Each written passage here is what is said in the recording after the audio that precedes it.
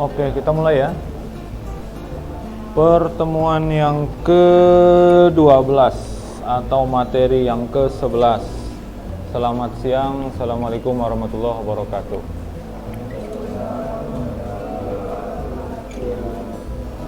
Langsung aja yang kita bahas hari ini, analisis proses bisnis ya. Nanti berkaitan dengan teknologi, terminologi dari proses bisnis, kemudian karakteristiknya, komponen, pemodelan, dan yang terakhir dibahas tentang ERP. Apa itu ERP? Nanti bagian terakhir. Lalu ada tugas.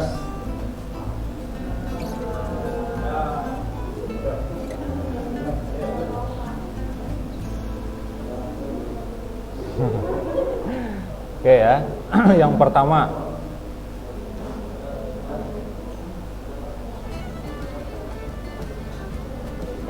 jadi yang namanya proses bisnis itu akan berkembang sesuai dengan zaman, ya. Kemudian sesuai juga nanti dengan ukuran dari organisasinya. Kalau semakin besar organisasinya, nanti semakin banyak proses bisnis yang dijalankan dalam organisasi, semakin kompleks proses bisnisnya. Nah, yang pertanyaannya itu yang dimaksud dengan proses bisnis itu contohnya seperti apa?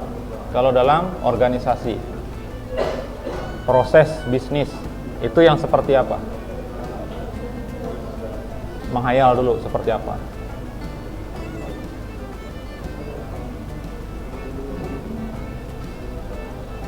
Atau yang masuk kategori proses bisnis itu apa misalnya? Kegiatan apa?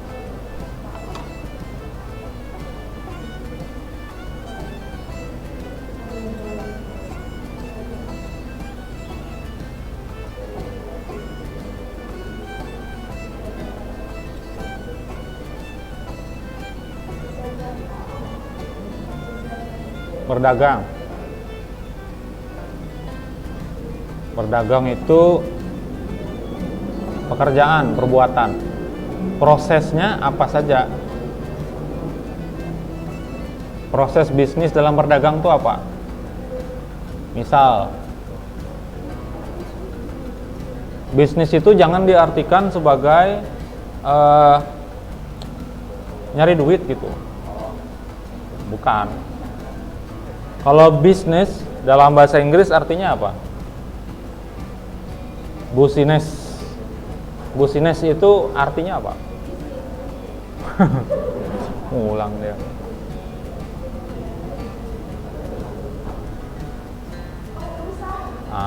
Itu dia urusan. Jadi tidak selalu harus yang berkaitan dengan menghasilkan duit atau apa yang dimaksud dengan bisnis gitu ya. Urusan. Nah, urusan atau kegiatan dalam berdagang apa aja? Misalnya, satu,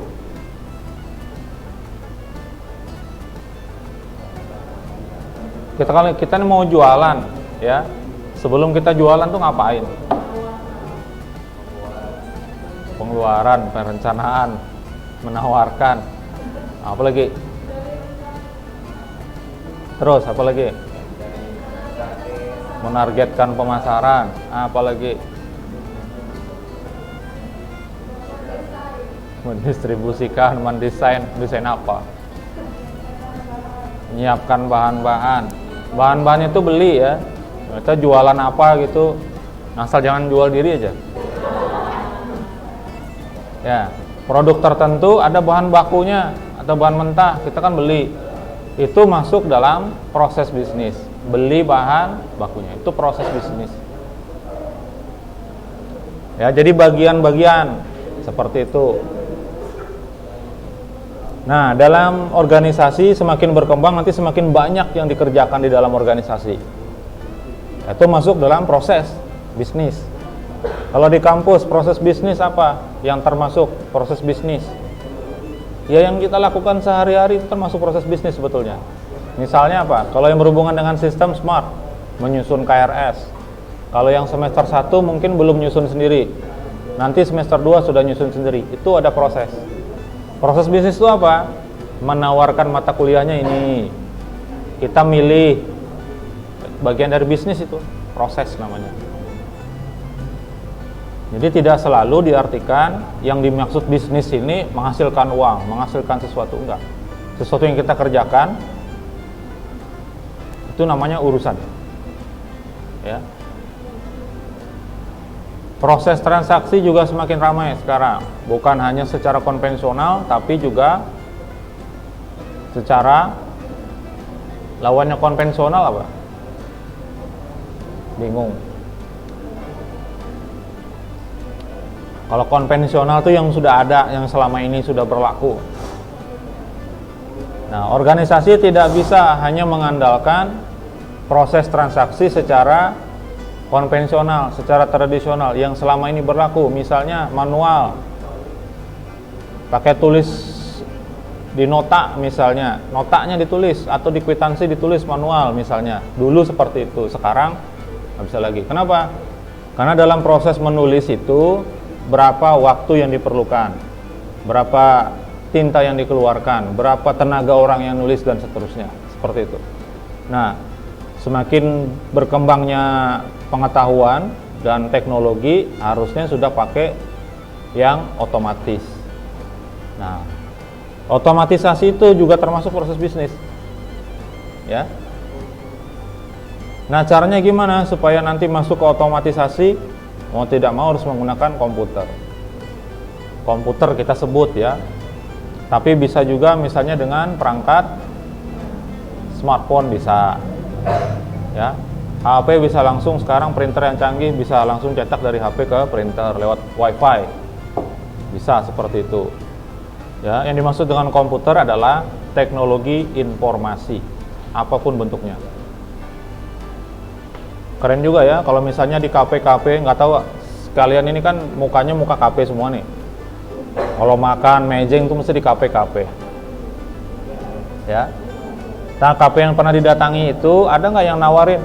Ini produknya, dia cuma nawarin pakai tab aja. Silahkan dipilih. Nanti pilih sudah, langsung harganya kelihatan di situ. Jadi dia sudah punya bayangan dia akan bayar berapa. Pertanyaannya, ada nggak ketemu yang kayak gitu? Ada di mana?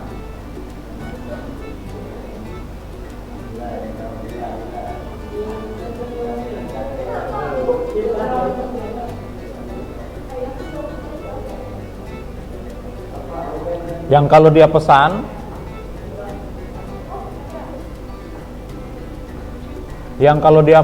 nanti misalnya kalau restoran misalnya atau yang nyediain makan atau apa, itu langsung tampil di depan kokinya sana.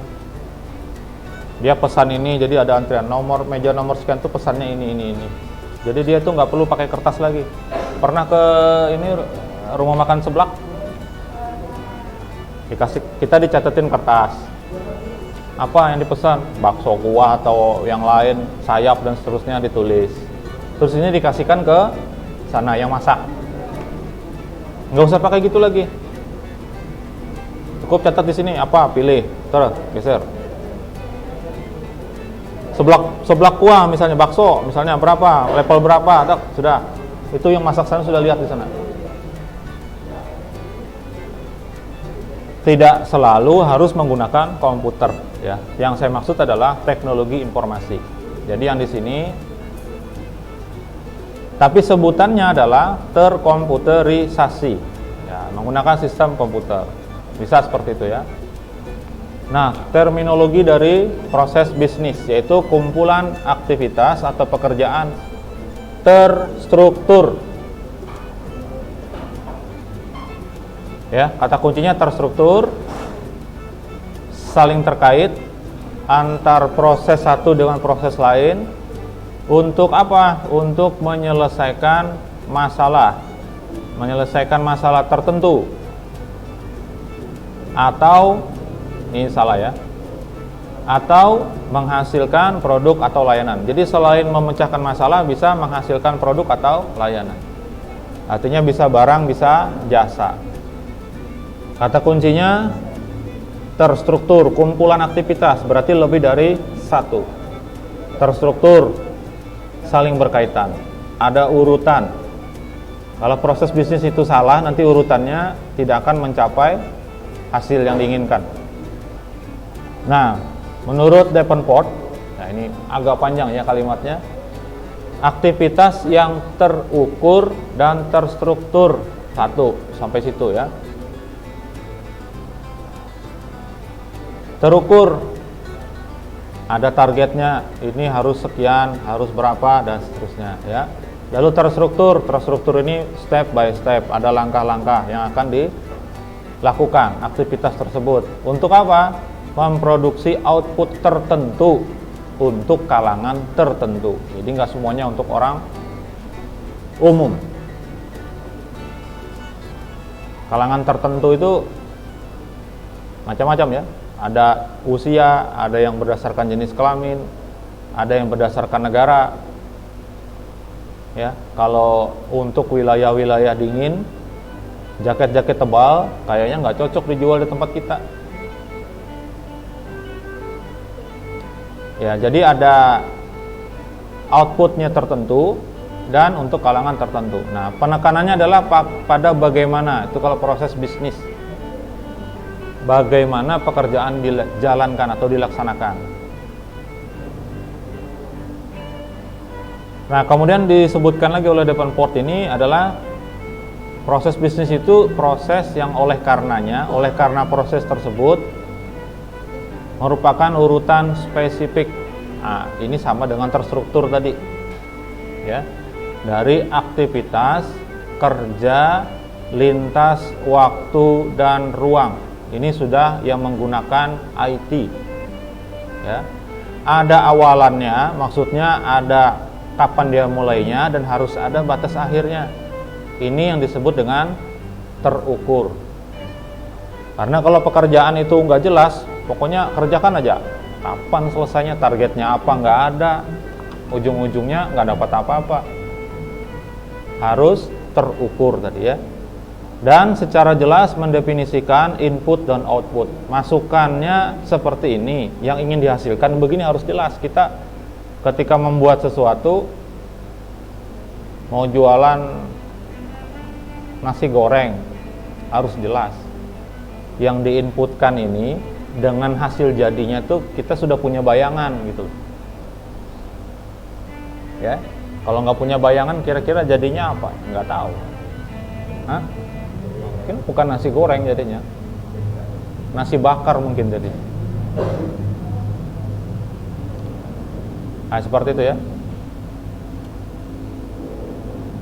Nah, pengembangan proses bisnis ini yang namanya proses bisnis, terutama dalam organisasi ya, itu harus dikembangkan terus. Kecuali organisasinya memang tidak mau berkembang, ya nggak usah, nggak apa-apa. Tapi aneh juga kalau bikin organisasi tidak ingin meningkat gitu, aneh. Ya. Ada 5 tahap yang dilakukan. Yang pertama, mendokumentasikan proses bisnis itu, dicatat apa aja prosesnya. Kemudian menetapkan ukurannya, standarnya gimana dari proses-proses itu. Lalu ikuti prosesnya. Kemudian diukur apa? Performance, penampilan. Performance, penampilan. Maksudnya dari yang sudah kita susun tadi, dilihat progresnya seperti apa. Ya, lalu diidentifikasi dan diimplementasikan pengembangannya, diimprove-nya itu apa. Ini sudah jelas kita sampai dengan ke performance, sudah kita laksanakan. Sudah ya, beres sampai situ.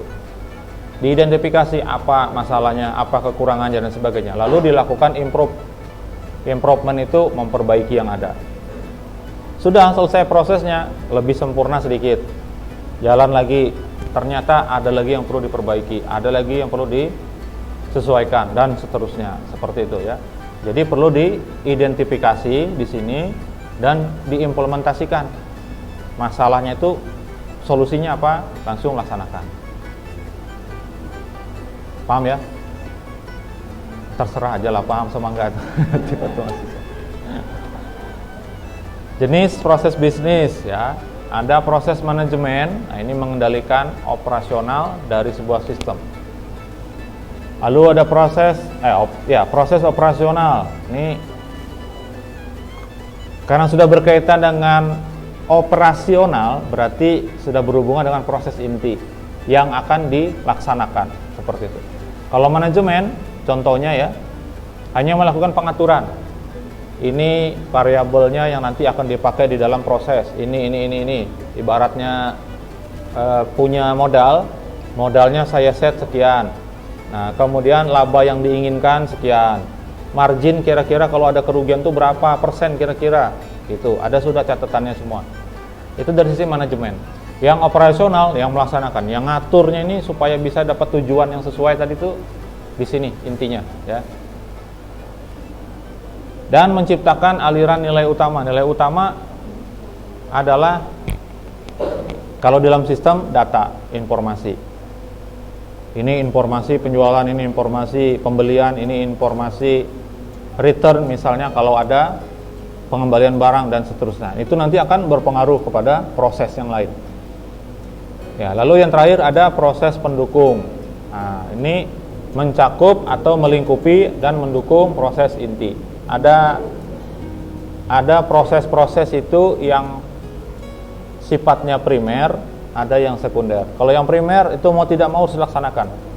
Kalau yang sekunder dia akan mendukung, membantu tercapainya proses yang primer. Contohnya ya, kalau ketika kuliah ada proses utama itu adalah hadir di kelas. Lalu supaya dapat materi yang disampaikan di kelas ini, mencatat, memoto bagian-bagiannya ya, terus. Apakah hanya cukup sampai di situ saja? Tidak. Kalau misalnya sudah selesai perkuliahan, tapi masih ingin mengetahui tentang yang tadi diajarkan, yang disampaikan tadi, caranya gimana? Buka YouTube bisa. Sekunder tuh ya, yang utamanya kan hadir. Karena kalau hanya lihat YouTube aja tidak dianggap masuk, misalnya gitu ya. Nah, itu mendukung proses. Artinya, oh tadi sepertinya penjelasan ini kelewatan, dilihat lagi, itu sekunder. Sudah mendukung. Adanya video YouTube itu sebagai pendukung, tapi bukan yang utama. Bisa menjadi bagian yang utama kalau memang dikondisikan begitu. Misalnya saya bikin video penjelasan tentang ini, lalu kita nggak masuk, saya bilang silahkan dilihat, jadi utama kalau kayak gitu.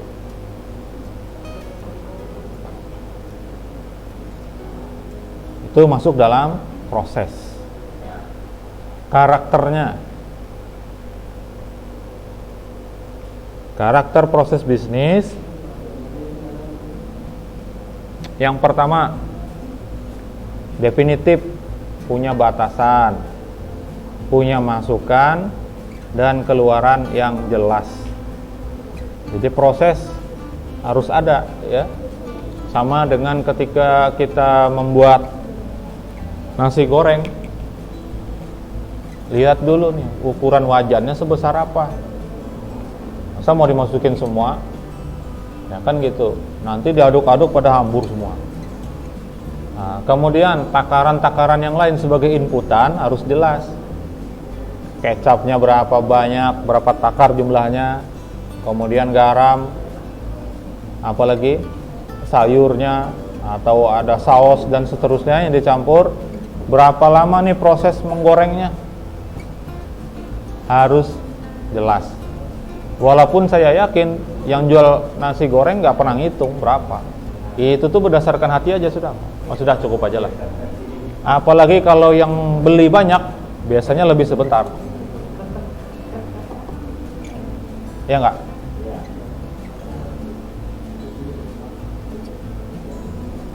Nanti keluarannya juga jelas. Ini yang diharapkan. Gitu ya. Nah, ketika membuat sistem juga sama. Kalau kita nanti masuk ke dalam sebuah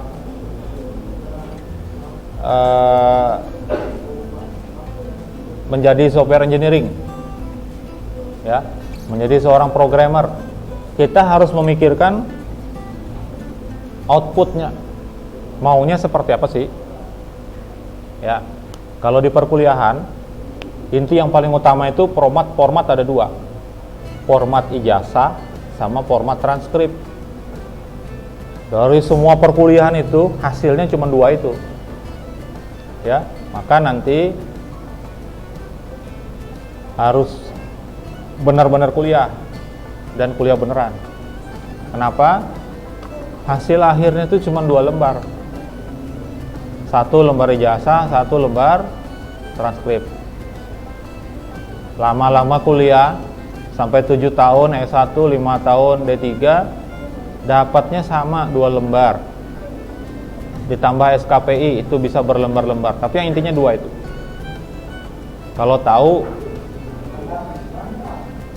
Kalau tahu 2 itu aja dapatnya, jangan lama-lama kuliahnya.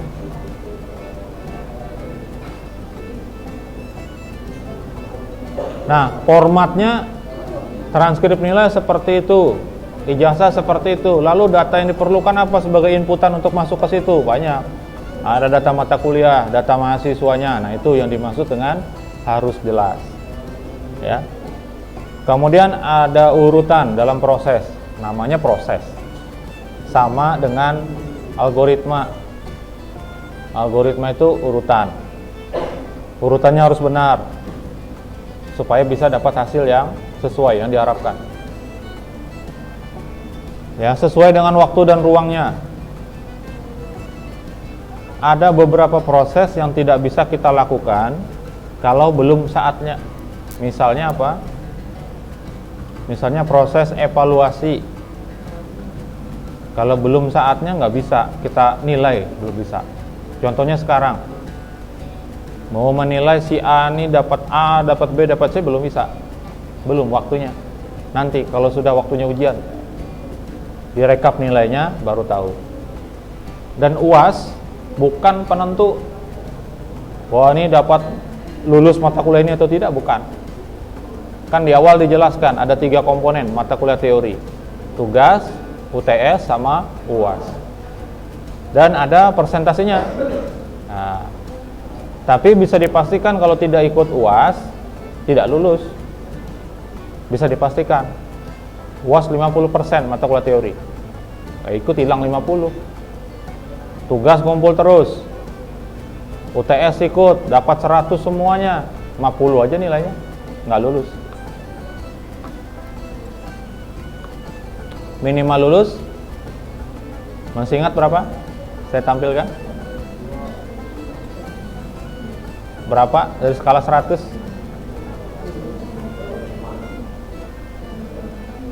60. Kalau 60, paling enggak kalau tugas sama UTS-nya itu dapat 100 terus, berarti kan baru 50. Kalau nggak ikut UAS, jelas D nilainya, paling tidak D. Berarti harus ikut UAS, dapat nilai 10 paling enggak. Kalau mau lulus, nilainya C.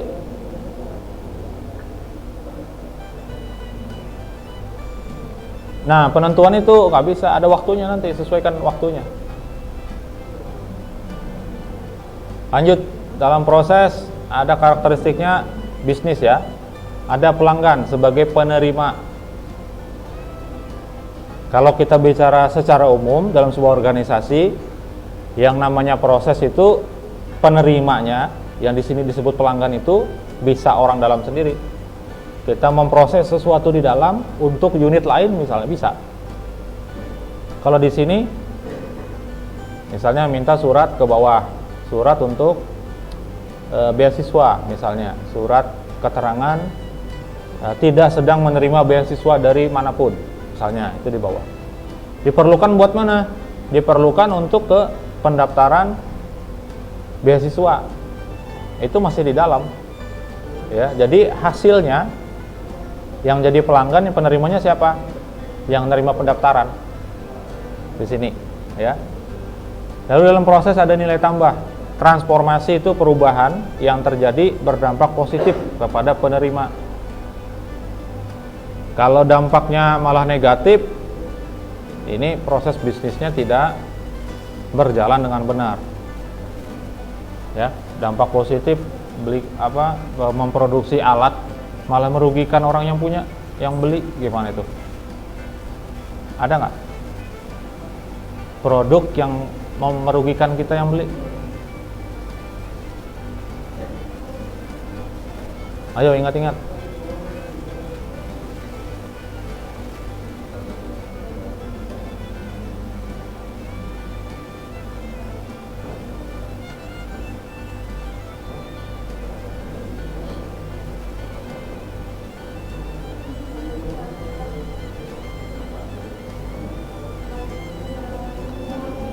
Iya, merugikan pembeli, dampaknya negatif, artinya berlawanan dengan ini. Nah. Sirup. Sirup. Yang paling banyak, yang paling ramai kemarin adalah kosmetik.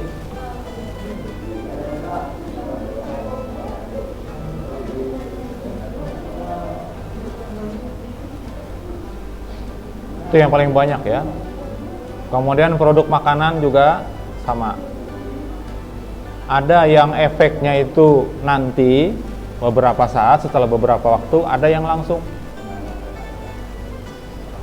Yang efeknya langsung misalnya apa? Ada produk makanan yang efeknya bisa langsung.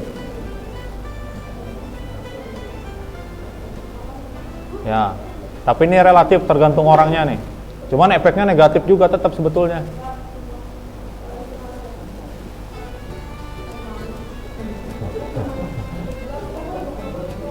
Ya kalau level 0 kan enggak. Kalau saya beli seblak mah level 0 terus. Contohnya kerupuk boraks tuh. Nah, nggak percaya. Kerupuk itu ada boraksnya, kenapa? Supaya dia bisa ngembang itu, ya itu. Tapi enak ya borak ya.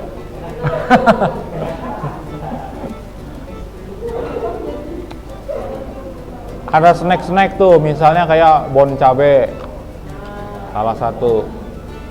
Ada yang levelnya susah, ngasih nama juga nggak bagus. Ada nyebutnya mie setan, mie iblis, mie apa lagi?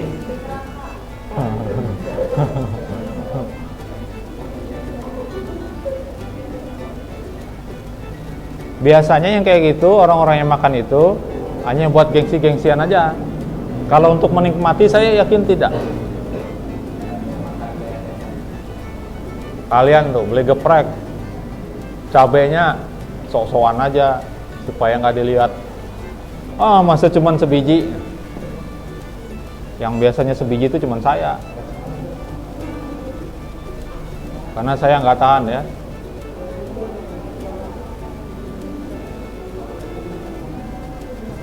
Kemudian ada keterkaitan, tadi saling berkaitan ya, itu sudah dapat. Dia nggak bisa berdiri sendiri, proses itu nggak bisa. Nanti masuk ke mata kuliah analisis, nggak tahu saya ada apa enggak di MI. Analisis itu nanti ada membuat desain proses. Itu desain proses dalam sistem informasi. Nanti ada sedikit kita bahas. Ada fungsi silang, mencakup beberapa fungsi bisa, ya. Itu proses bisnis.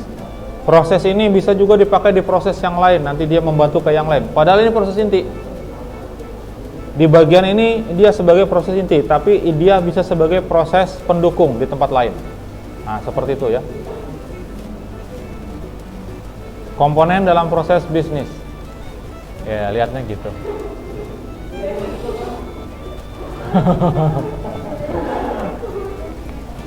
Ya, komponen dalam proses bisnis yang pertama, deskripsi bisnis harus jelas, keterangannya harus jelas.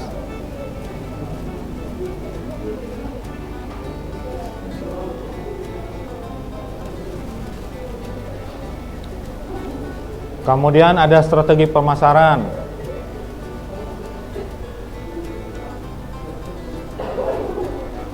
Sengaja.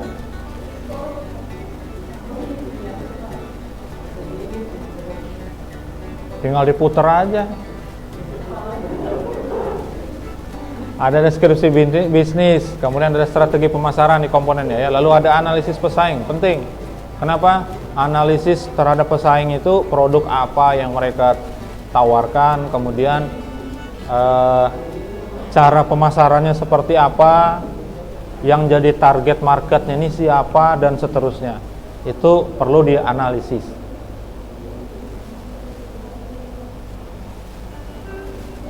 Lalu desain dan pengembangan. Desainnya dulu kalau punya kita, gimana desainnya. Kemudian dikembangkan lagi.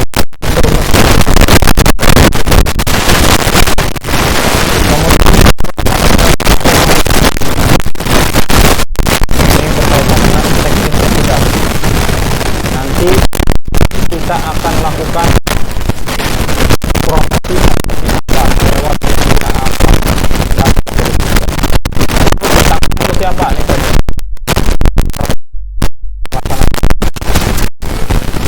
nanti yang bertanggung jawab siapa kan pembiayaan bikin produk tapi nggak pakai biaya produk apa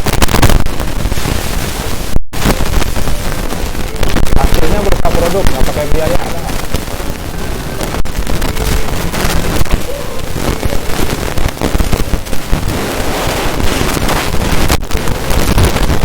Kalau jasa tanpa biaya ini tidak mengeluarkan biaya untuk jasa tersebut kan bisa ya.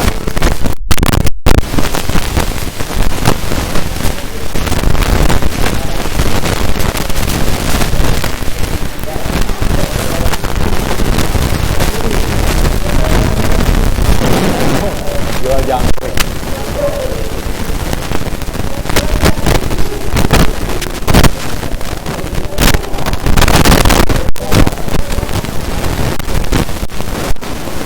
Sebenarnya ada biaya yang keluar itu, cuman kita nggak nganggap itu. Misalnya, orangnya sudah di Paumaan, nanti turun aja langsung, tinggal gali ada. Nah kalau nggak ada, yang kira-kira ada cacingnya, jalan ke sana, sebenarnya. Cuman kita mengabaikan yang kita anggap ini bukan sesuatu yang perlu diperhitungkan. Gitu. Padahal kalau dalam bisnis harus gitu, sama dengan kita jadi pemimpin sebuah perusahaan kecil lah misalnya, kalian ada 2-3 orang itu penjualan online misalnya, diri sendiri itu banyak, semuanya masukin ke pendapatan apa usaha, dapat diri sendiri apa harus digaji juga. Dapatnya dari mana kalau kita tunggu kita biarin aja buat ini, itu uang saya juga nggak bisa. Kalau kongsi nanti malah susah ya. Modal awal sekian persen, ada yang satu 30, satu 40, yang satunya 30. Nanti dari duit yang ada akan dibagi sesuai dengan persentasenya. Nah kalau kita belum ngambil buat gaji kita memperhitungkan itu kan nggak bisa, malah nggak dapat apa. Itu yang kadang-kadang dalam usaha sering tidak diperhitungkan. Totalitas pokoknya buat usahanya aja, semua yang masuk itu anggap masuk lagi sebagai modal lagi, terus putar terus. Buat diri sendiri itu apa? Nanti malah jadi masalah ketika uang yang ada itu diambil. Ya, ini buat apa ngambilnya? Akan berbeda nanti pengaturannya di manajemen keuangan, itu materi kita yang terakhir. Nanti ambil dulu buat yang bagian kita tuh ambil. Nah kita mau bersenang-senang tuh dengan bagian kita ini, jangan ngambil ke sana. Apalagi kalau dia kongsi ya, dia merupakan usaha bersama. Nah itu malah diprotes sama yang lain. Kemudian kesimpulan usaha yang terakhir ya. Dari semua proses yang dijalani itu komponen-komponennya, terakhirnya adalah kesimpulan usaha. Kita nanti menentukan ini mau dilanjutkan atau tidak. Dan apa perlu diperbaiki atau harganya diturunkan supaya dia bisa lebih ramai, misalnya gitu ya. Sekarang kan ramai ya, yang di Mart itu, yang warnanya merah, biru, putih. Ada juga yang warnanya kuning. Ya. Enggak, itu Smartnya warnanya itu. Ada yang kuning merah. ada yang biru putih. Tahu nggak?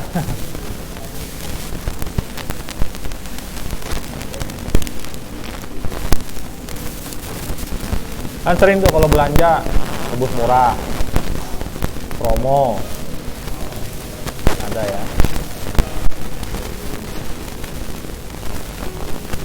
Beli 2 gratis 1, ada tuh. Ya itu Indo April, Indo Mei, Indo Juli.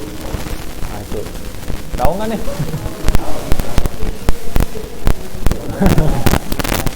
Nah, ada Betamart, ada Omega Mart, ya kan?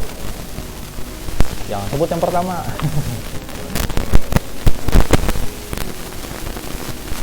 Saya sering kalau belanja, sama beli susu anak, biasanya di atas 50.000 tuh ditawarin. Ya, di atas 50.000 tuh ditawarin. Mau diambil tebus murahnya, Pak? Kalau enggak, saya boleh nitip enggak? Nah, itu jadi tanda tanya tuh. Nitipnya itu jadi uangnya dikasihnya. Ceritanya nih uangnya ada. Misalnya pembelian kita tuh 150.000 ya, ada tebus murah. Kita nggak ngambil dia nitip. Minuman kotak kecil, misalnya apa itu, susu Cimori, misalnya itu 2, kalau ngambil 2 10.000, dia nitip ambil, duitnya dia kasih punya dia, di stroke-nya kita masuk itu. Nah, dia nitip, tapi habis itu dibalikin lagi barangnya. Uangnya kemana? Uang yang 10.000.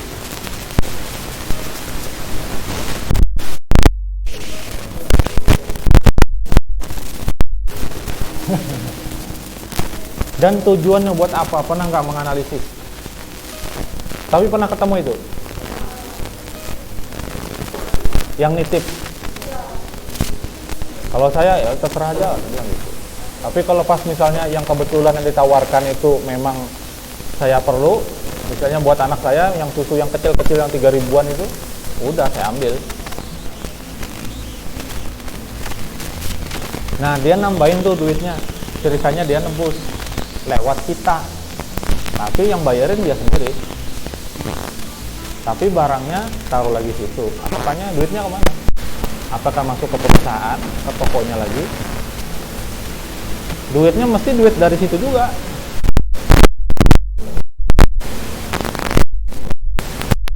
Kira-kira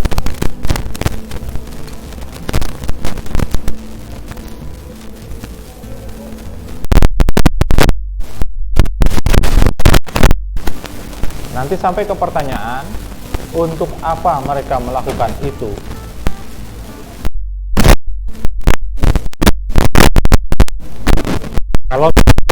Kalau misalnya ini dalam barang di kedaluarsa misalnya, misal ya, tapi kenyataannya barangnya taruh situ lagi.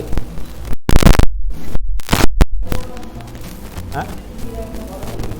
Biar diretur. Barangnya ini terjual, masalahnya balik lagi. Gimana tuh?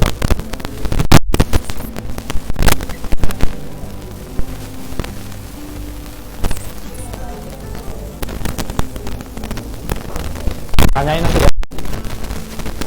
Tanyain. Hah? Ya tanyain kenapa? Itu keuntungannya kemana gitu? Apakah itu diambil oleh kasirnya, barangnya diambil lagi, nanti dia punya catatan, diambil lagi terus dijual ke toko lagi, atau dia bawa pulang barangnya? Lumayan, beli dengan harga yang lebih murah, tapi duitnya duit dari situ juga. Orang dia buka toko,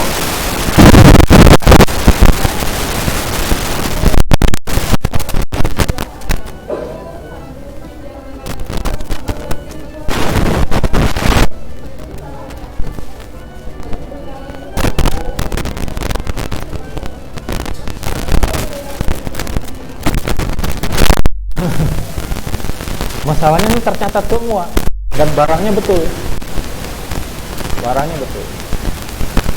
Jadi kalau saya hanya menganalisis saja, sebenarnya diambil apa gitu. tercatat loh ya. Nah, nggak ada ya. Itu tadi enggak. Nah, kalau nggak ada punya dia. Kalau itu ambil poinnya kan gitu. Tapi yang tebus murah itu dia ngambil apanya dari tebus murah? Apakah selisihnya? Enggak juga.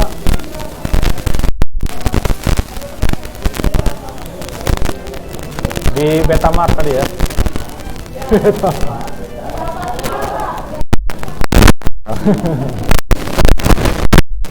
Masih kedengaran huruf A itu kata-kata gitu ya.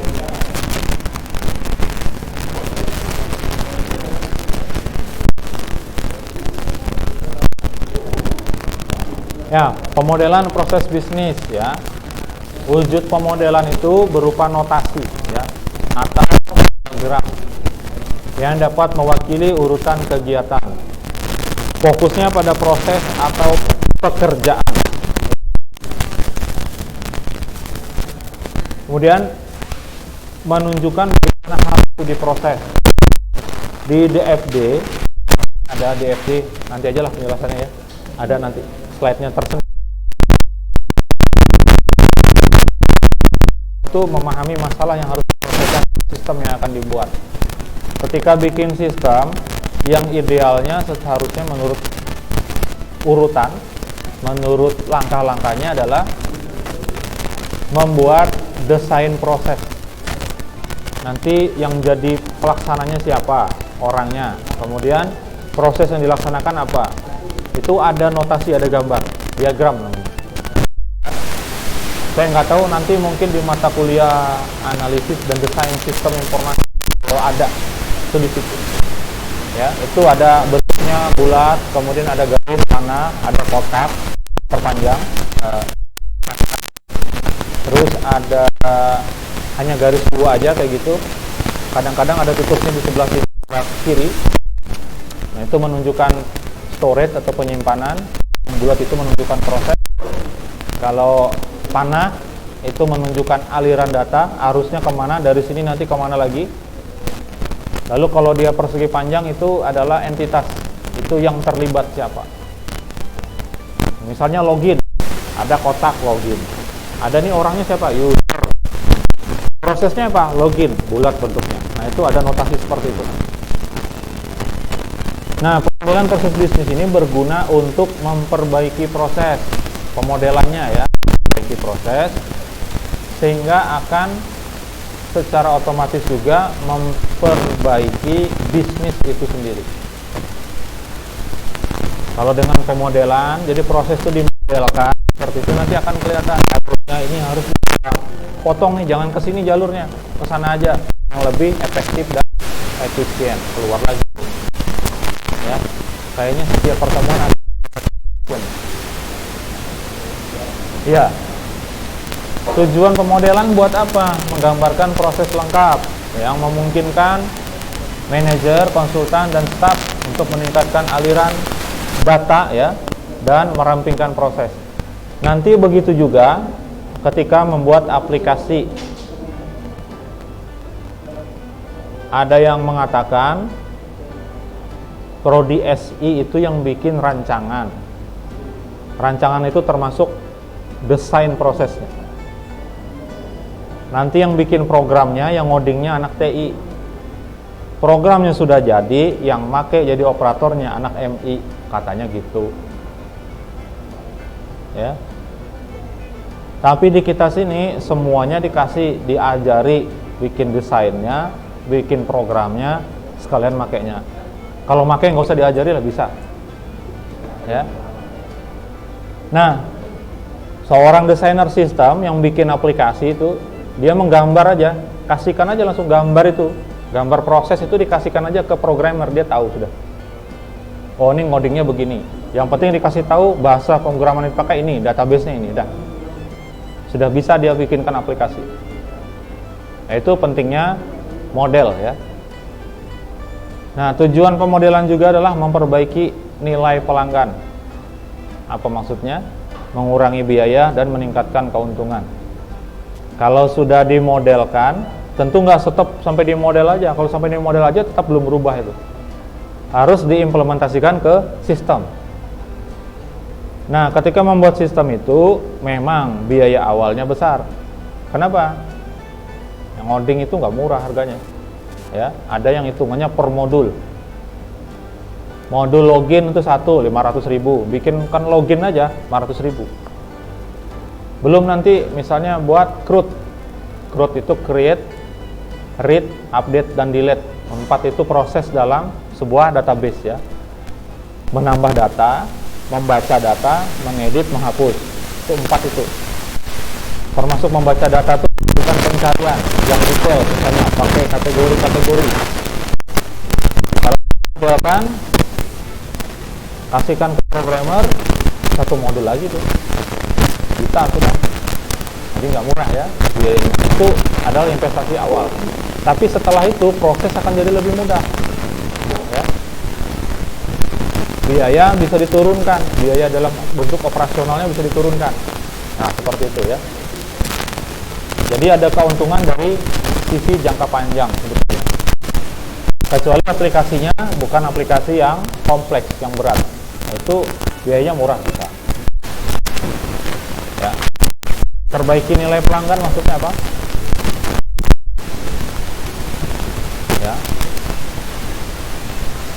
Dengan dimodelkan nanti kita bisa mengubah cara pelanggan, konsumen itu memberikan respon kepada organisasi atau kepada produk.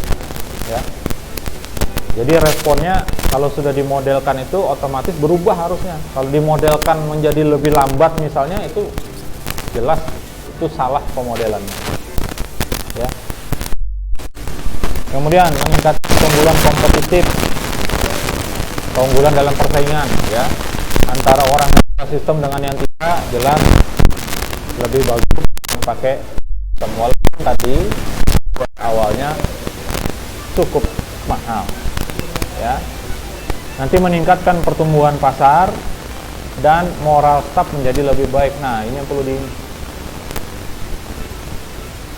moral staff, termasuk moralnya manajemen juga. Kenapa? Kalau sudah by system, semua tercatat. Ya, misalnya ada pembelian, beli barang nih, beli bahan baku. Harganya sekian, notanya mana? Catat di dalam sistem. Notanya upload, kelihatan. Bisa nggak main-main jadinya? Masih bisa.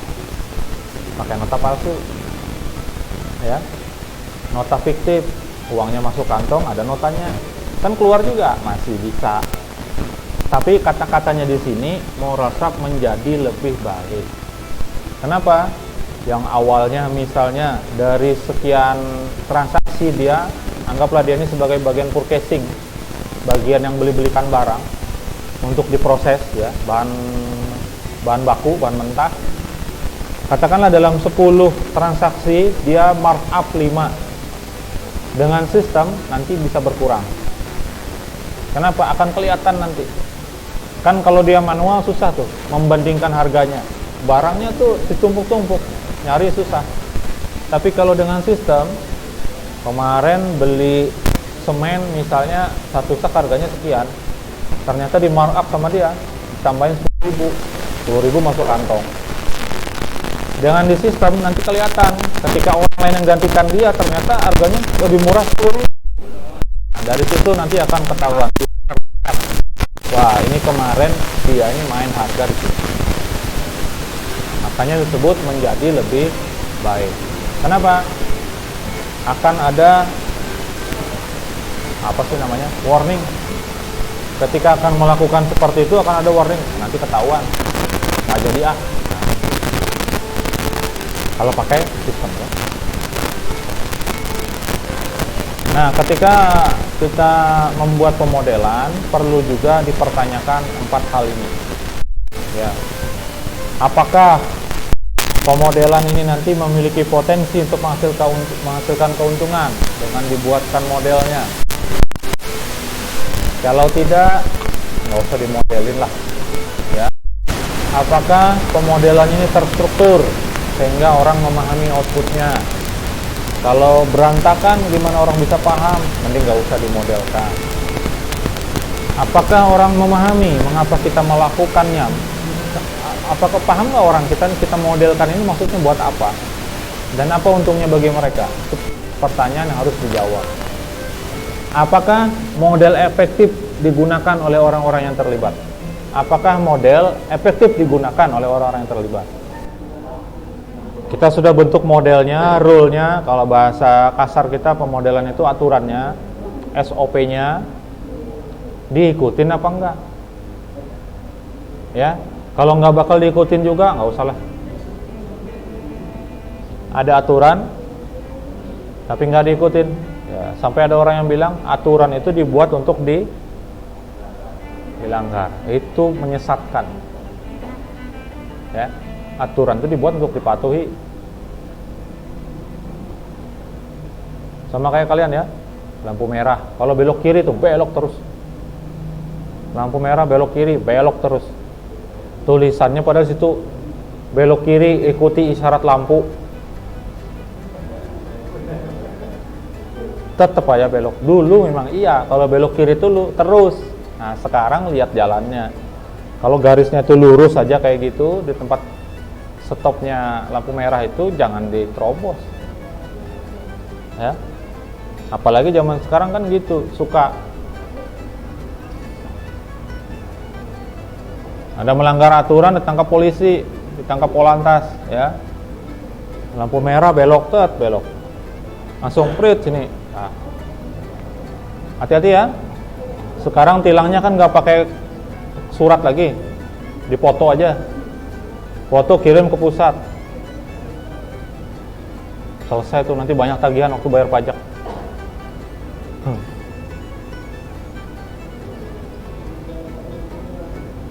Robos lampu merah, tahu-tahu belok kayak langsung, padahal disuruh stop di situ, dapat polisi. Tanya polisi, kenapa? Kamu tahu nggak lampu merah? Tahu. Lampunya pada saat kamu lewat ini tadi sedang merah atau sedang hijau? Lagi merah. Kenapa kamu terus saja? Saya nggak tahu kalau bapak ada. Berarti selama ini robos terus ya. Nah, sekalinya hari itu kepuhunan. Cari bahasa Indonesianya apa? Yang paling dekat kepuhunan sama penghuni itu, paling dekat pemahamannya adalah sial. Pas kena sial hari itu, kepuhunan. Nah,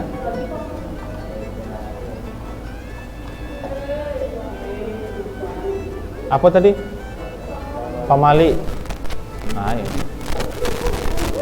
Pamali itu juga perlu perlu ditakar-takar. Jangan juga nanti diturunkan ke anak cucu.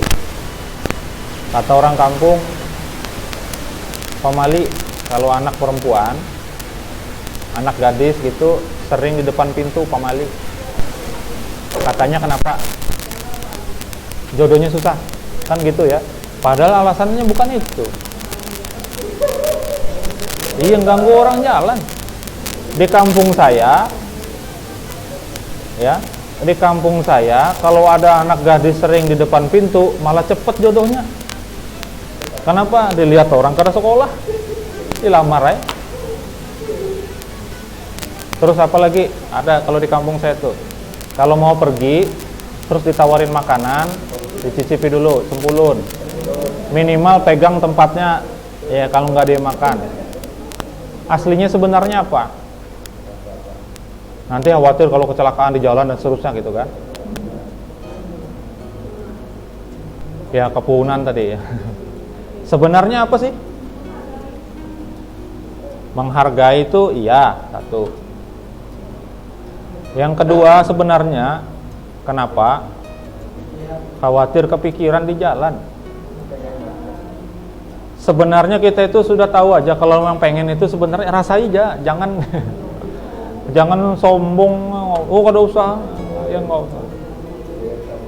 Jadi besok nggak usah, ya dihormati saja supaya nanti nggak kepikiran. Nanti tiba-tiba di jalan, kayaknya enak ya tadi yang ditawarin, tiba-tiba nggak fokus lagi, nabrak janda.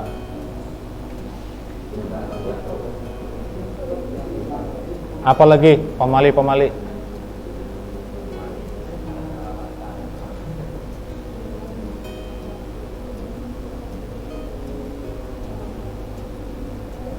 Banyak ya yang seperti itu, jangan diturunkan. Kalau mau diturunkan, kasih tahu sebenarnya apa pesannya itu. Orang tua dulu tuh bagus membentuk itu tuh, cuma pesannya nggak dikasih tahu.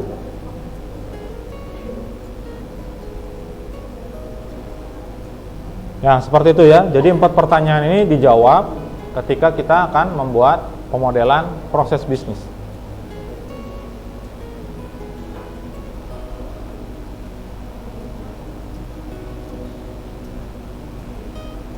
Pemali menduduki bantal. Babisul. Padahal apa? Bukan itu.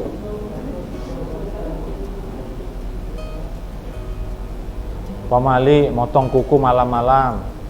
Zaman dulu nggak ada orang pakai pemotong kuku, sekarang pakai pisau. Almarhum nenek saya tuh pakai pisau gini. Saya ingat betul tuh. Dulu saya juga pakai silet. Motong kuku, nggak pakai ini. Wajar kalau zaman dulu ya kan. Apalagi banyak pemali. Pemodelan di sistem informasi. Ini untuk menggambarkan proses ya. Bisa menggunakan yang namanya flowchart. Flowchart ini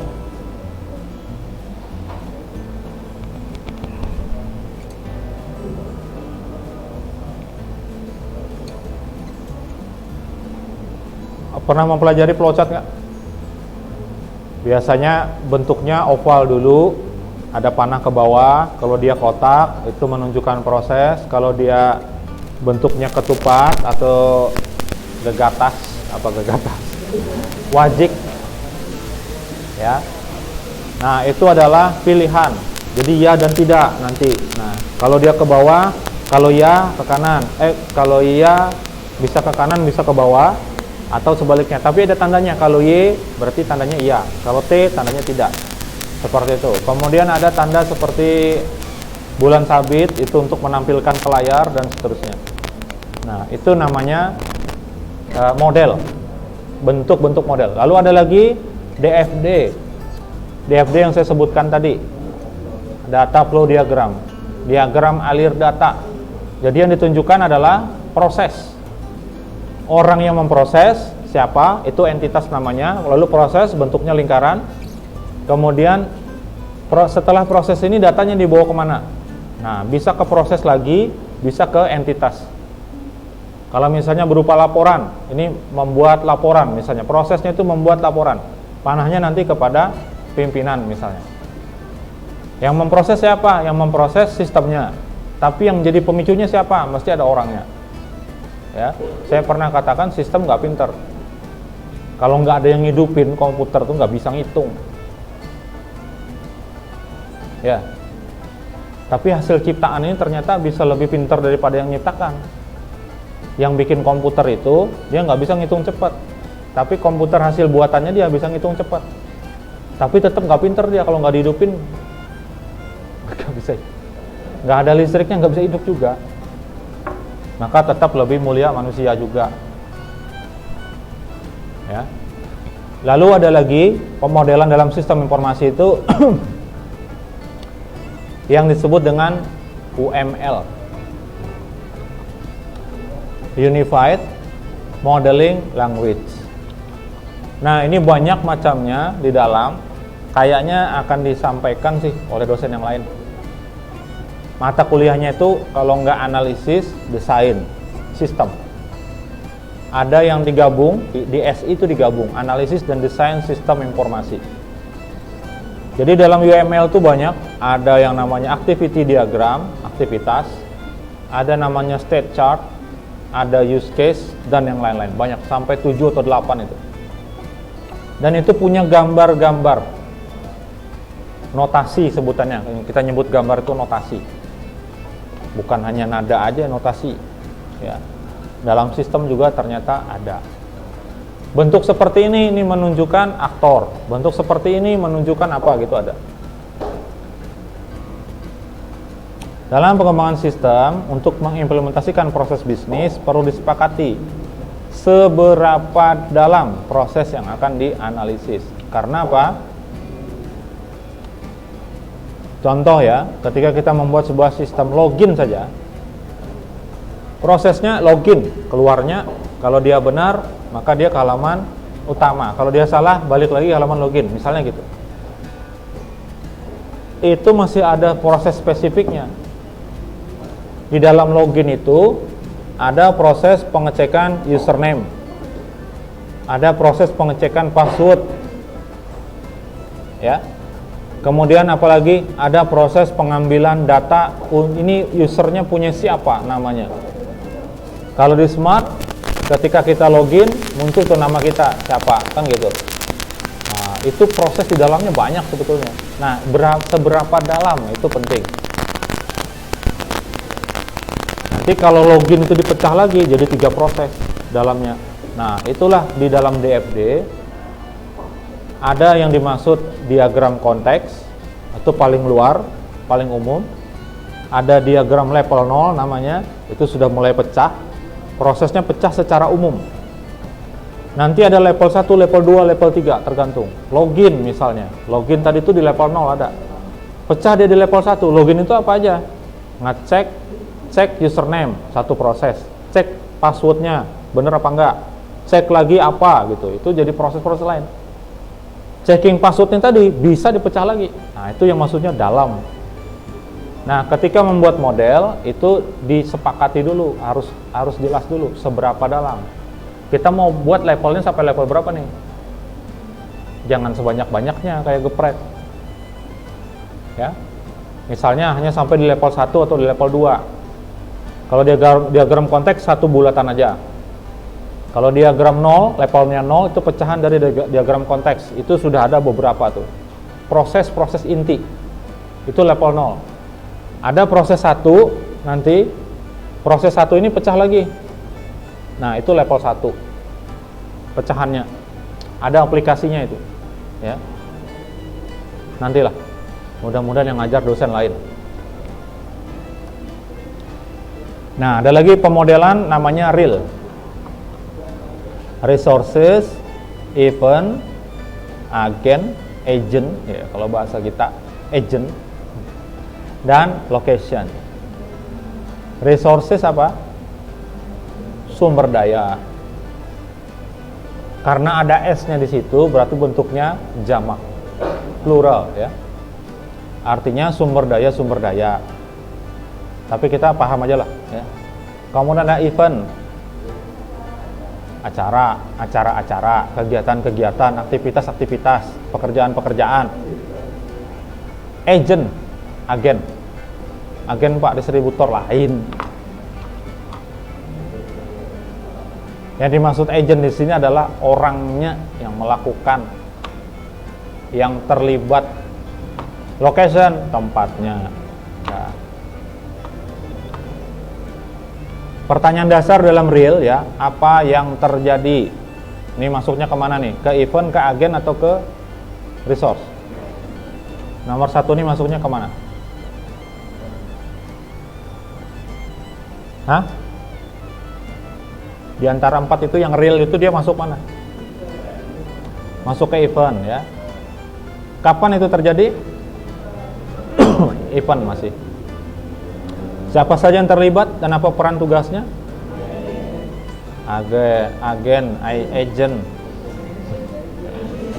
Sumber daya sudah jelas. Nah, resources. Di mana? Mantap bahasa Inggrisnya. Kesalahan apa yang dapat terjadi saat melakukan kegiatan? Masuk mana? Event. Itu yang pertanyaan-pertanyaan dasar ketika kita akan melakukan pemodelan. Contoh ya, ada sebuah toko,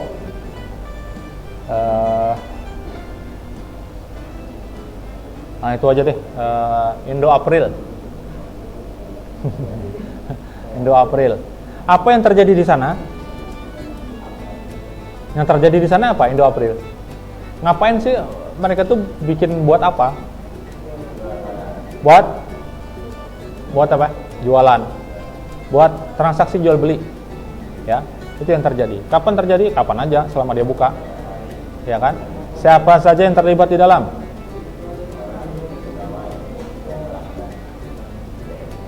Ada pelanggan, ada petugas lah, ya gitu ya, kita sebut.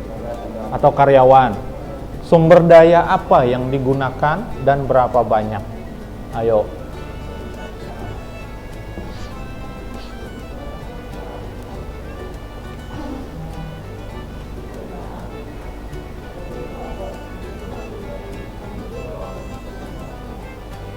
Apa aja yang dipakai dalam proses jual beli itu? Apa aja yang dipakai di Indo April?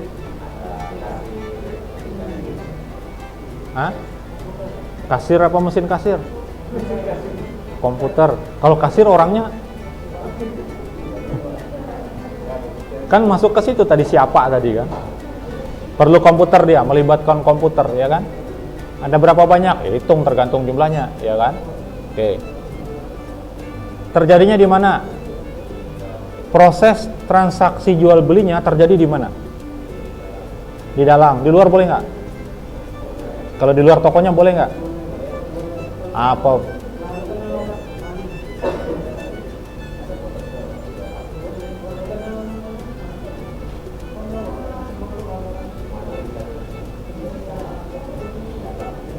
Bisa nggak terjadi di luar transaksinya? Contohnya? Hah? Indo April. Apa?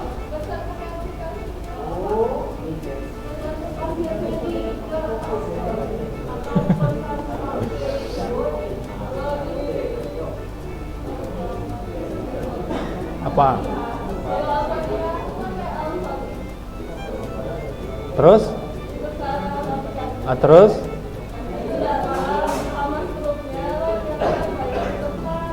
Nah, mereka yang antar.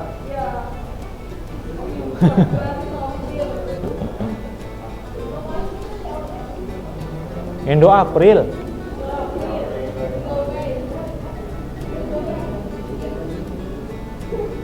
Itu transaksinya terjadi di dalam atau di luar sebetulnya?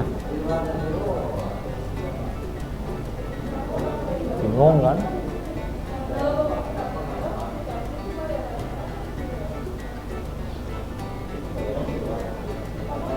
Ya nggak usah berantem, saya kan tanya.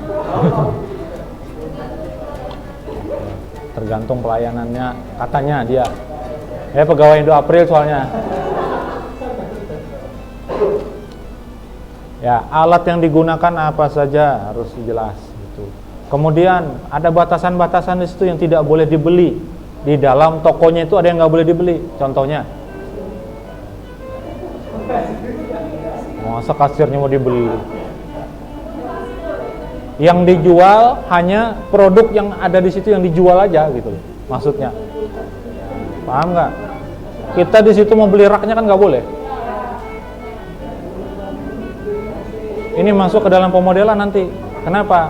Pada saat kita menuliskan itu, spesifikasinya jelas.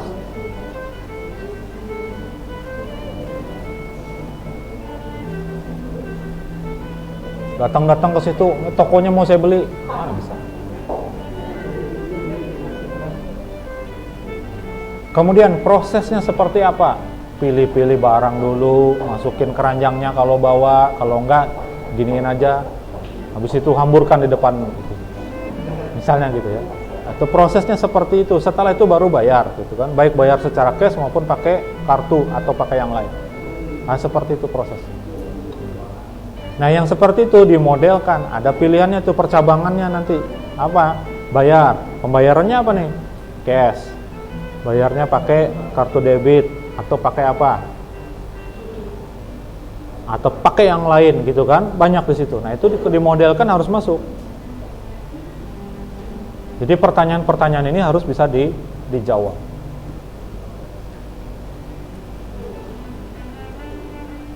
Ada lagi satu namanya BPMN, ya, Business Process Modeling Notation. Nah, ini pakai notasi modelnya. Ya ini tadi, ya. Pakai UML. Kalau yang tadi, yang satunya tadi namanya apa? Apa tadi yang satu tadi namanya apa? Model yang satu tadi? Barusan pindah slide. Apa?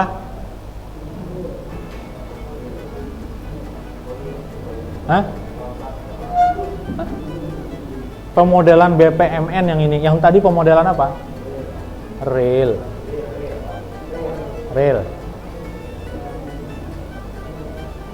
Kalau yang real tadi itu berupa narasi. Jelasin. Prosesnya adalah jual belinya secara langsung di situ di tempat misalnya. Yang dijual adalah produk yang ada di dalam toko misalnya. Terus pembayarannya dilakukan secara cash misalnya, itu ya, catatan-catatan itu secara rinci, secara deskripsi dan narasi, itu pakai real. Kalau pakai BPMN pakai notation. Nah, bentuknya seperti apa tadi? Yang UML, DFD, flowchart dan sebagainya. Jadi ketika orang baca lebih mudah, dia diwakili oleh gambar itu, lo udah paham. Makanya kalau bikin desain sistem, bikinnya UML, DFD, nanti kasihkan aja ke programmernya, dia sudah tahu dia bikin seperti apa. Seperti kita ngasih ke tukang, buat aja gambarnya, kasih ke tukang, tapi tukang yang ngerti gambar. Ada yang nggak ngerti, masang keramik di balik, yang harusnya di bawah taruh di atas. Sering lihat di YouTube itu kerjaan, bikin lubang pembuangan air, malah ditinggiin tempat lubangnya. Kapan bisa keluar ya airnya? Itu ada kenyataan seperti itu. Terus bangunan-bangunan yang aneh-aneh itu cara mikirnya gimana, nggak paham. Ada tangga tapi nggak ada pintunya. Mau naik kemana? Nembus tembok. Ada toilet.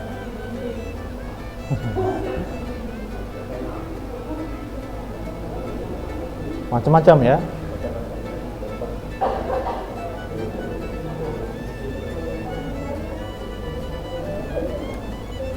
Nah, itu menggunakan aplikasi ya. Salah satunya bisa menggunakan Visio.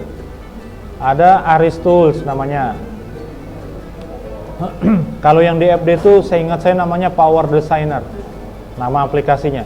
Jadi itu secara otomatis bikin DFD, nanti diagram konteks itu diklik kanan, kemudian diklik detail, dia akan pecah. Kita tinggal bikin proses-proses lagi, seperti itu. Nggak ada ya? Terakhir, ERP adalah sebuah sistem ya. Enterprise itu perusahaan, organisasi, resource sumber daya, planning perencanaan. Jadi ERP itu adalah organisasi sumber daya perencanaan. ERP itu adalah sebuah sistem untuk perencanaan, intinya seperti itu ya. Yang jadi fokus utamanya adalah perencanaan.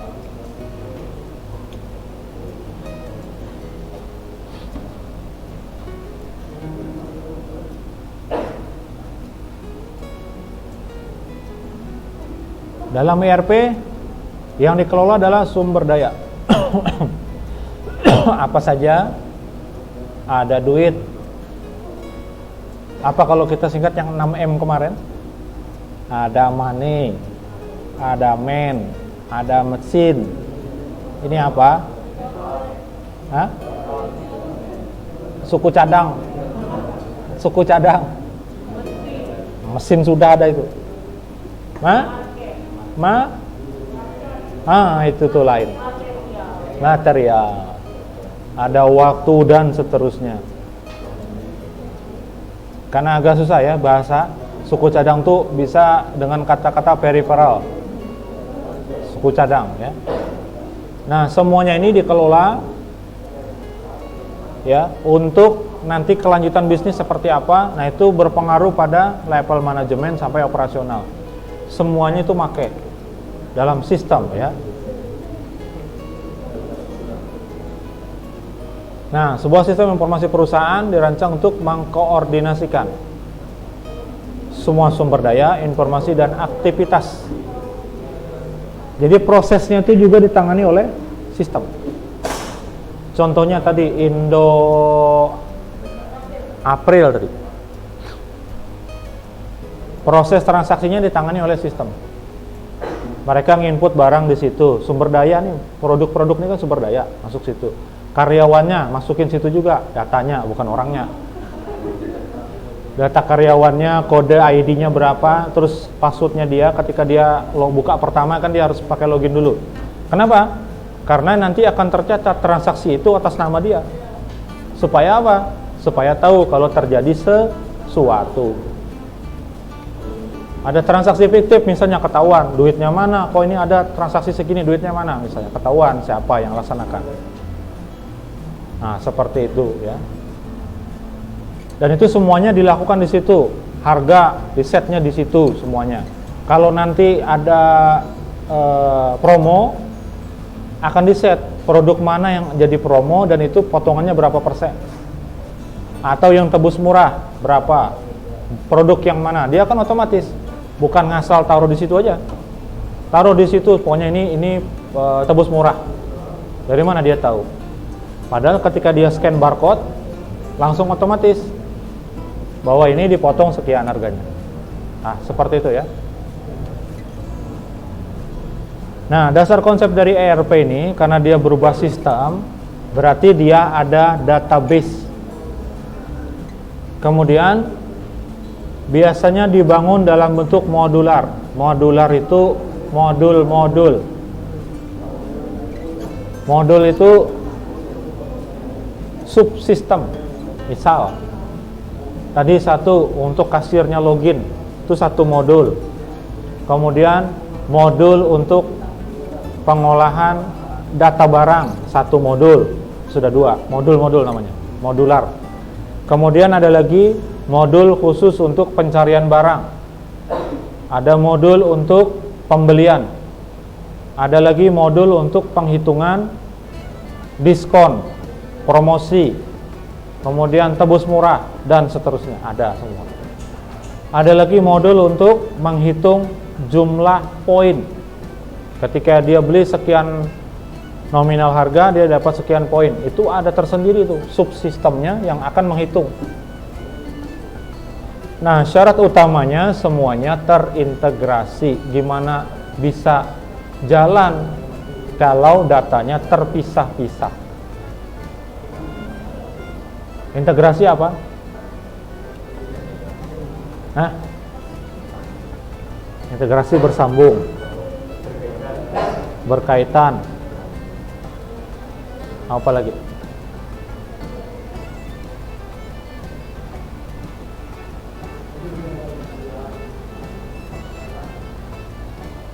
Integrasi itu kesatuan. Tujuan penggunaan ERP untuk apa? Otomatisasi dan integrasi tadi jelas. Kemudian pembagian database umum dan praktis. Umum itu maksudnya database yang global ya. Biasanya terpusat, kemudian ada yang praktis. Yang praktis ini biasanya di lokal-lokal bisa. Saya nggak tahu di MI ada nggak nanti mata kuliahnya sistem basis data terdistribusi. Contohnya ya, yang paling populer adalah Google. Google itu punya data, server data di Indonesia. Di sana ada juga. Itu namanya terdistribusi. Kenapa? Supaya cepat aksesnya. Karena kalau harus ke Amerika sana, dia harus lewat Singapura dulu. Karena jaringan kita lewat Singapura. Lewat Singapura dulu, baru kemana, baru sampai ke sana. Balik lagi habis itu, karena kita minta data. Ketika kita minta itu, kita ngirim ke sana dan ngambil lagi. Nah, 2 kali. Kalau dia terdistribusi, maka dia bisa lebih cepat. Nah, dengan ERP kita bisa dapatkan informasi itu real time. Real time itu waktu nyata, artinya yang sedang terjadi saat ini kita tahu. Datanya langsung. Contohnya di mana? Di sistem trading, forex trading. Cet, grafiknya cet, turun, cet. Ya rugi kan. Nah, seperti itu, real time. Kemudian ada perpaduan di situ antara proses transaksi dan kegiatan perencanaan. Dalam sistem tadi yang punyanya Indo April itu ada proses perencanaan di situ sekaligus transaksi, jadi satu sistemnya. Nah, itu jadi lebih mudah. Kita tidak perlu ekspor dan impor data. Data sini ambil ke sana, kalau mau bikin laporannya yang sini tarik ke sini misalnya nggak perlu. Dalam satu buah sistem langsung kelihatan. Penjualan berapa? Tinggal klik. Pimpinannya dari dalam ruangan kantornya itu tinggal klik aja. Si A ini memproses transaksi jumlahnya sekian, si B ini sekian hari ini, bisa kelihatan semua. Manfaatnya banyak. Integrasi, akurasi data.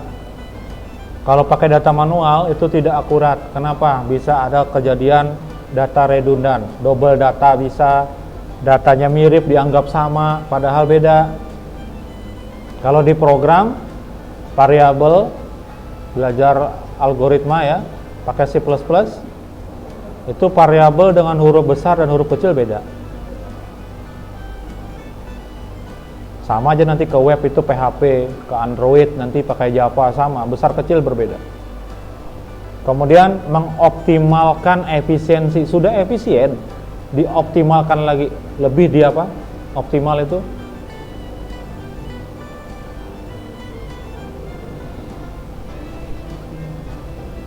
apa? Optimal, optimal maksimal. Optimal itu anu Pak, robot itu Pak, Optimus. Peningkatan produktivitas. Biasa kita secara manual 10 menit, saya katakan, dengan aplikasi bisa jadi 5 menit. Nah, kita bisa mengerjakan, berarti pekerjaan bisa 2 dalam 10 menit. Yang semulanya 1 bisa jadi 2. Itu namanya produktivitas meningkat.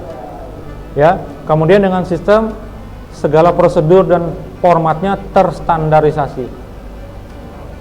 Inputannya harus huruf kecil semua. Kalau di by system sudah nggak bisa dibeda-bedain. Harus kecil semua. Kalau ada format, tampilannya nanti akan seperti ini semua. Nah, itu ya. Jadi jembatan antara manajemen dengan konsumen itu kalau berkaitan dengan interaksi ya. Misalnya kalau di marketplace antara penjual dan pembeli itu bisa ada keterkaitan jembatan, yaitu melalui antara pembeli dan penjual di marketplace. Di mana? Jembatannya di mana?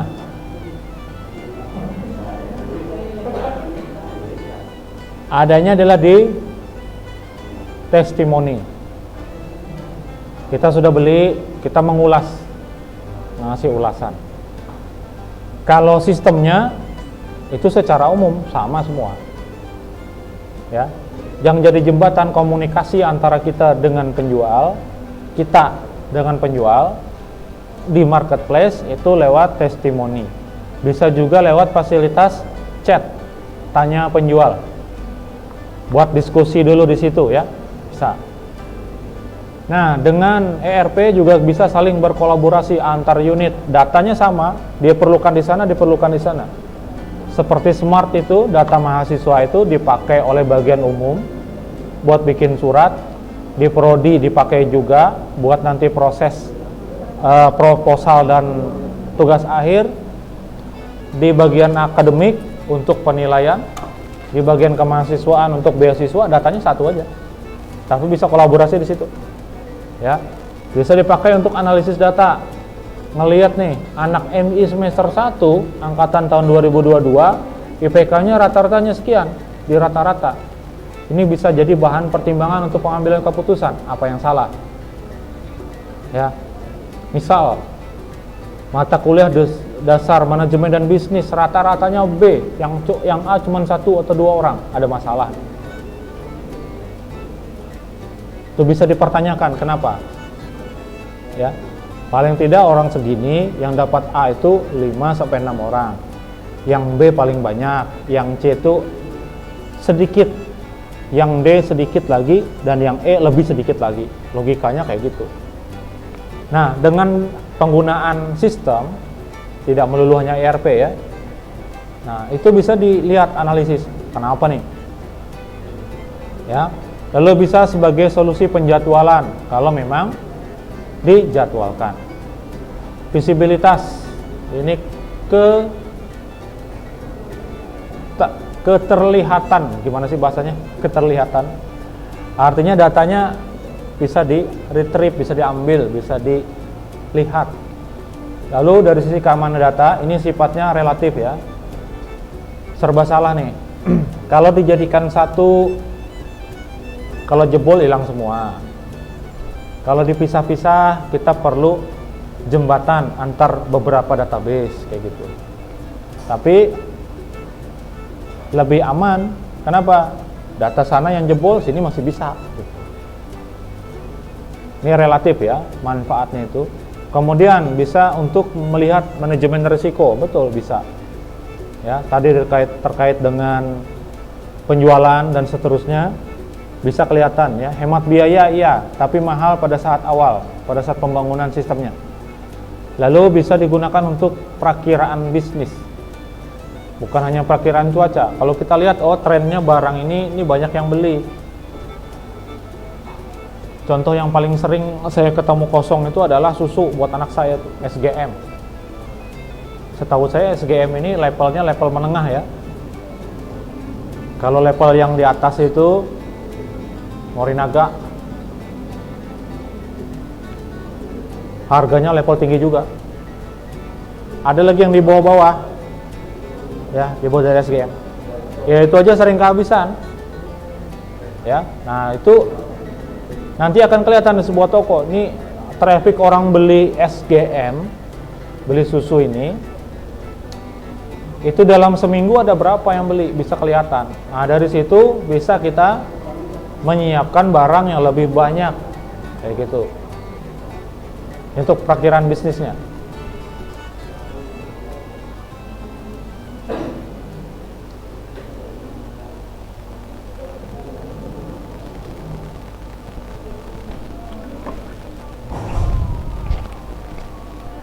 Sampai aja kayaknya.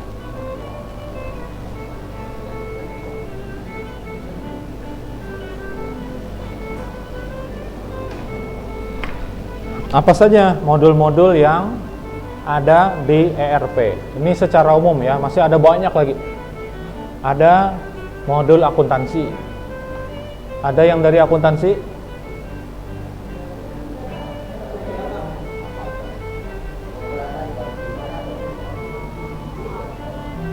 Satu orang aja? Oh, dua.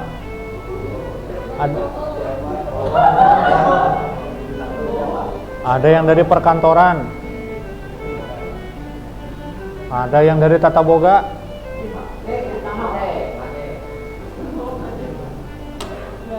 Ada yang dari jurusan kecantikan.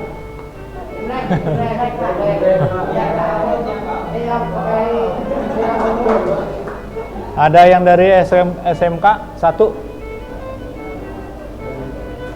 jurusan bangunan.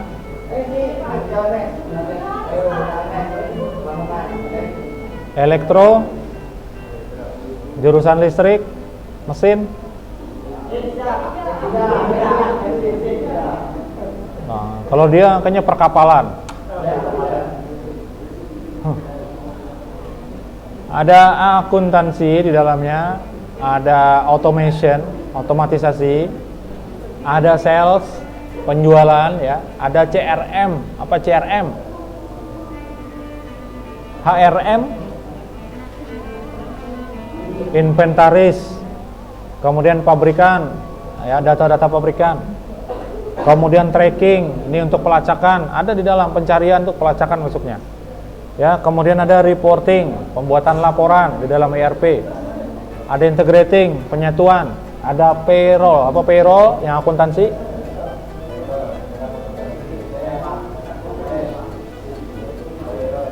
Payroll itu apa? Lihat sini.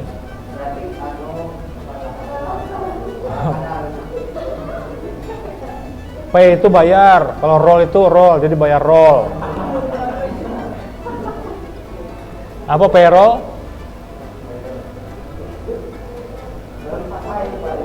Belum sampai. Payroll itu penggajian. Penggajian, bukan pengajian. Ada purchasing, pembelian ya. Visibility itu bagian dari modul-modul ERP ya. Lalu ada budgeting, penganggaran dan seterusnya, banyak lagi. HRM, Human Resource Management. Yang paling sering kita tahu adalah HRD, Human Resource. D-nya apa?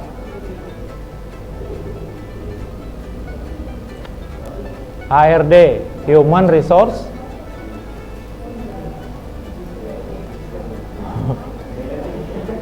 masa Human Resource Distribution.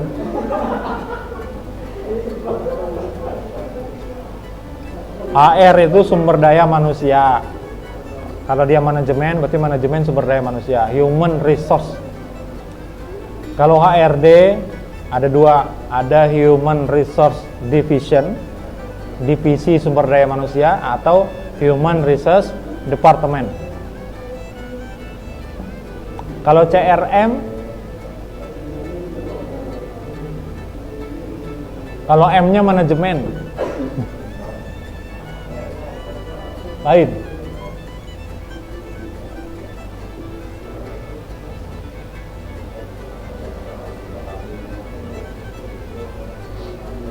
CRM itu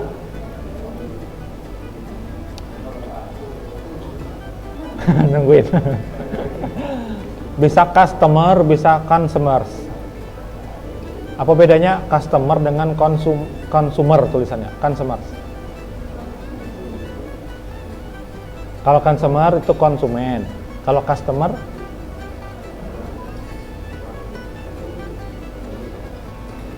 beli. Itu consumer tadi. Konsumen itu consumer. Kalau customer apa?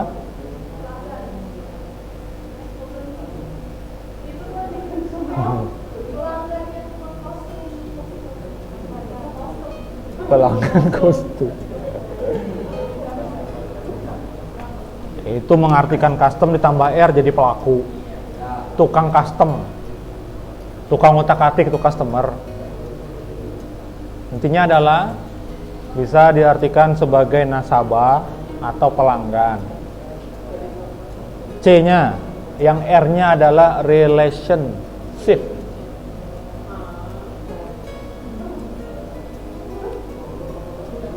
Nah, kelemahan dari ERP, kustomasinya terbatas. Kalau dia sudah jadi aplikasi, kita nggak bisa ngutak-ngatik sistem, kecuali kita serahkan kepada ahlinya. Biaya buat bikin tadi sangat mahal, ya. Lalu penyesuaian proses bisnis dengan standar baru itu perlu waktu. Kenapa? Karena itu disistemkan, kita nyuruh orang ngodingnya supaya sesuai dengan standar yang berlaku.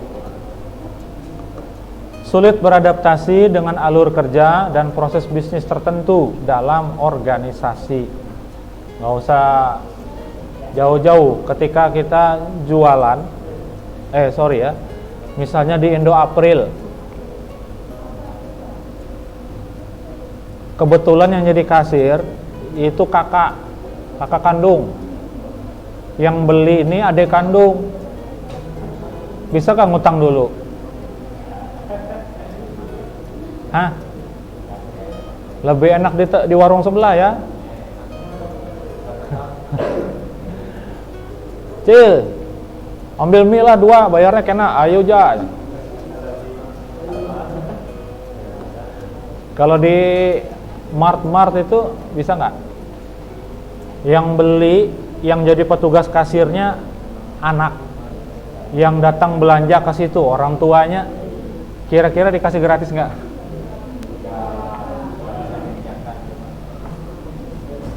Bisa kasih gratis, bawa jamaah, kena ulun bayar.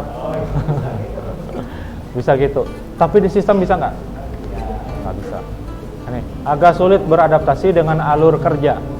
Dulu ada sebuah toko di daerah Raja Wali itu seberang masjid, kecil asalnya, tapi orangnya nggak terlalu hitung-hitungan. Dalam arti misalnya kalau ada yang belanja itu bawa anak, si anak ini ngambil minuman kayak apa itu yang teh gitu ya, yang kecil-kecil gitu. Itu pas bayar itu nggak dihitung sama dia. Ini tadi anakku ngambil ini, nggak usah aja, biar aja, kasih aja. Lama-lama memang jadi besar karena dia suka sedekah gitu. Nah, yang seperti itu nggak bisa disistemkan. Ini yang susah nih, adaptasinya. Kenapa alur kerja seperti itu nggak bisa masuk ke dalam sistem? Kenapa? Ketika sudah pakai sistem, dihitung nanti terakhir, hitung jumlah barang berapa, kurang tuh tadi, teh gelas tadi kurang, harus dihitung rugi. Padahal enggak, memang dikasihkan aja. Nah, yang seperti itu nggak bisa, susah ya. Nah, bisa jadi sangat kompleks ini sistemnya. Nah, yang jadi masalah utama adalah ini, kerentanan keamanan sistem dan data. Apalagi kalau dia sudah di-online-kan. Ada yang suka nonton, kalau saya suka sih. Ada salah satu channel YouTube yang menarik, yang perlu dipelajari sebenarnya. Jadi kalau nonton itu jangan ngelihat hanya kontennya, tapi lihat isinya. Terus gimana dia melakukan itu.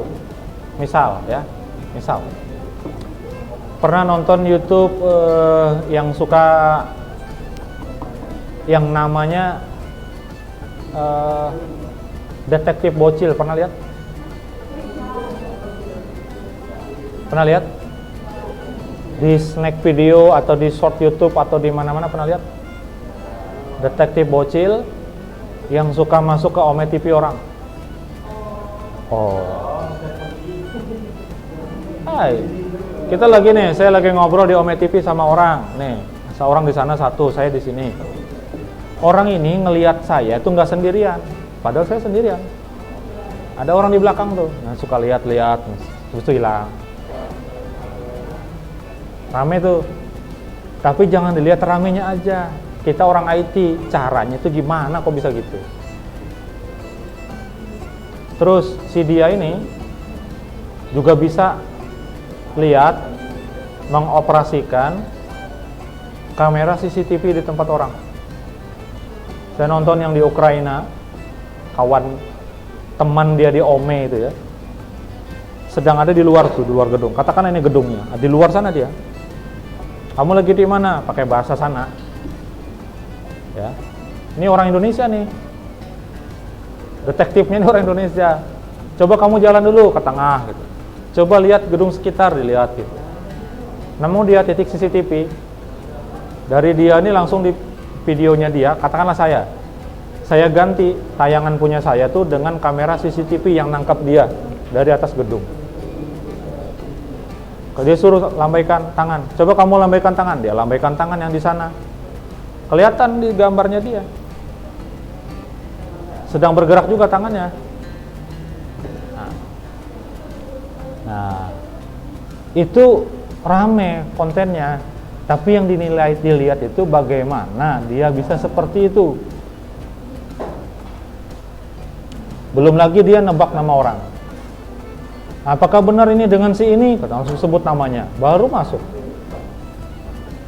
Saya detektif sedang mencari Anda, alamat Anda di sini, walaupun di bip itu diganti.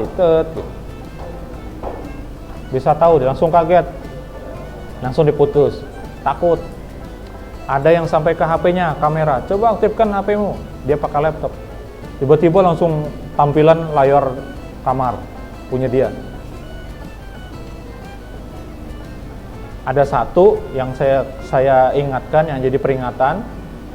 Ada di kontennya itu dia menyebutkan begini, saya bisa melakukan trik sulap katanya. Sulapnya, coba kamu buka galeri HP kamu katanya. Tiba-tiba ada foto dia di situ. tanpa lewat pengiriman, lewat WA, lewat email, lewat apa, langsung masuk aja ke HP-nya dia, di galerinya. Ada juga yang dia ganti langsung background-nya, wallpaper-nya diganti langsung, sama pakai foto dia. Nah, pertanyaannya, gimana caranya bisa begitu? Kita orang IT itu gitu mikirnya, jangan, wih rame kontennya, tapi nggak kemana-mana, pikir kita tuh asiknya aja. Ketika nonton Jurassic Park, rame, ngeri, ya Allah, hampir diinjak oleh dinosaurus. Cara bikinnya gimana?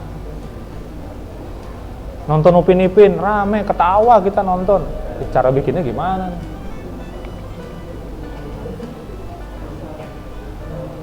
Nah, saya peringatkan ya, sekaligus nih, karena saya juga mengajar di TI itu sistem keamanan, itu tadi yang saya ceritakan bagian dari sistem keamanan, dia itu bisa masuk.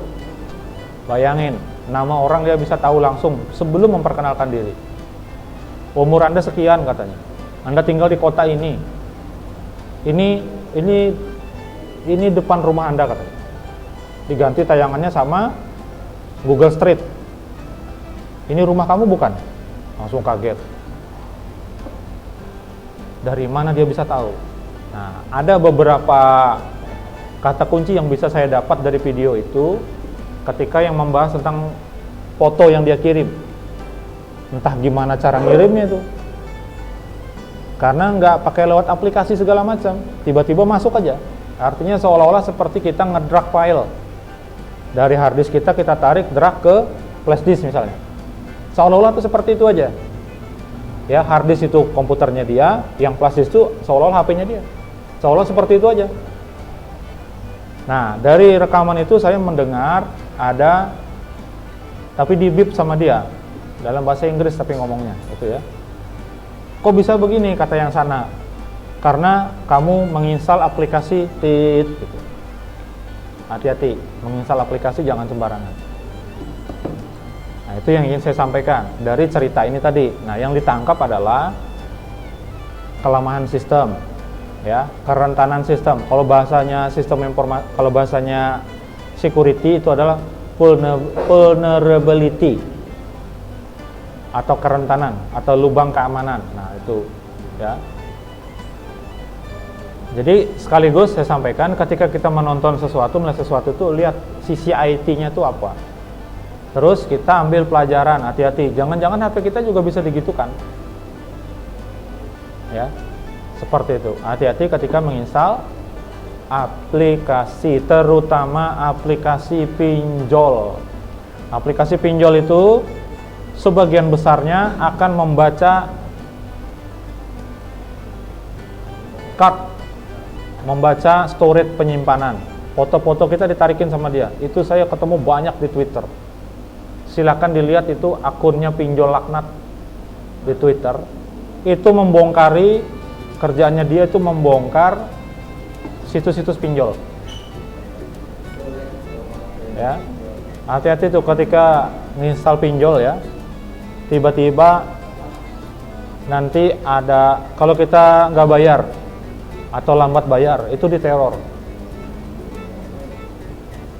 Nanti diambilin foto-foto kita yang agak-agak terbuka sedikit, apalagi yang perempuan, itu langsung diancam itu. Kalau tidak mau bayar, foto Anda saya sebar, katanya. Dia kasih dulu tuh formatnya, format penyebarannya akan seperti ini. Ada foto kita di situ, tulisannya Open BO. Bisa seperti itu. Hati-hati ya. Belum lagi kalau nagihin orang tuh nelpon itu langsung dia bisa dapat itu, nomor darurat itu bisa langsung dia dapat. Nomor yang biasa kita hubungi itu langsung bisa dia dapat. Dia kontak ke situ. Kita di WA sama dia, kawan. Yang pinjam kita. Kawan kita nih yang di WA. Woi, kawanmu suruh bayar utang. Gitu. Padahal kita nggak tahu apa-apa. Hati-hati ya. Nggak ada, bagus.